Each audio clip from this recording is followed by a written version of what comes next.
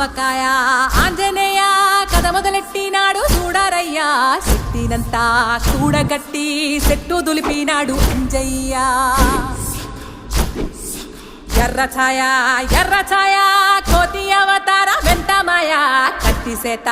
పట్టకుండా కాయ కోసినాడు కపిలయ్యా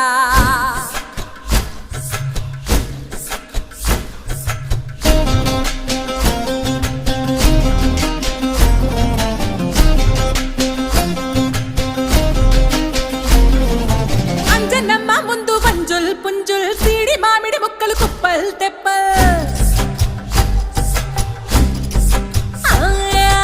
అంజనమ్మ ముందు వంజుల్ పుంజుల్ సీడి మామిడి ముక్కలు కుప్పల్ తెప్పల్